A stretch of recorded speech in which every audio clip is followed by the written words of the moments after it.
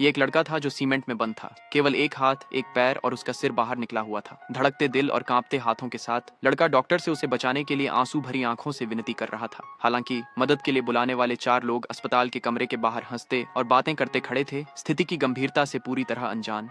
ये पता चला कि वे लोग ही थे जिन्होंने लड़के को सीमेंट बैरल में कूदने के लिए प्रोत्साहित किया था। डॉक्टर ने कहा, तुम्हारा दोस्त खतरे में है और वह किसी भी समय मर सकता है। लेकिन इस दोस्तों के समूह ने बस तिरस्कार ही जताया। एक लड़की ने तो यह तक कहा, वह हमारा दोस्त नहीं है, किसी ने उसे कूदने के लिए मजबूर नहीं किया, उसने खुद ही ऐसा करने का निर्णय लिया। उनकी प्रतिक्रिया ने डॉक्टर को असमंजस में डाल दिया। ऐसे असामान्य रोगी के सामने डॉ मिरांडा को समझ नहीं आ रहा था कि कहां से शुरू करें। आपातकालीन चिकित्सक ने तुरंत सीमेंट को तोड़ने का सुझाव दिया, लेकिन यह बहुत खतरनाक था। तोड़ने की प्रक्रिया के दौरान लड़का तुरंत इस खूबसूरत दुनिया को अलविदा कह सकता था। मिरांडा ने तुरंत लड़के को मानसिक परामर्श देना शुरू कर दिया।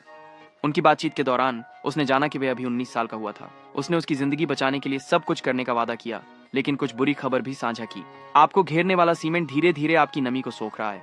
अपने शरीर में पानी बनाए रखने के लिए लड़की की तरह मत रो, उन आंसुओं को रोक लो। लड़के ने रोना बंद कर दिया और उसकी भावनात्मक टूटन आखिरकार स्थिर हो गई। अन्य डॉक्टरों ने पहले कभी ऐसा कुछ नहीं देखा था। उन्होंने गर्मजोशी से चर्चा की। किसी ने ध्यान दिया कि सीमेंट सिकुड़ रहा था। अगर उन्होंने जल्दी से काम नहीं किया तो लड़के की अंगों को बचाया नहीं जा सकता था। एक अन्य ने तर्क दिया कि वह बिना हाथों के जीवित रह सकता है, लेकिन अगर उसकी लीवर को नुकसान हुआ तो वह तुरंत मर जाएगा। सीमेंट में मौजूद क्षारीय पदार्थ धीरे धीरे उसकी त्वचा को नष्ट कर देंगे, जिससे वह लंबी दर्दनाक मौत की प्रक्रिया से गुजरेगा।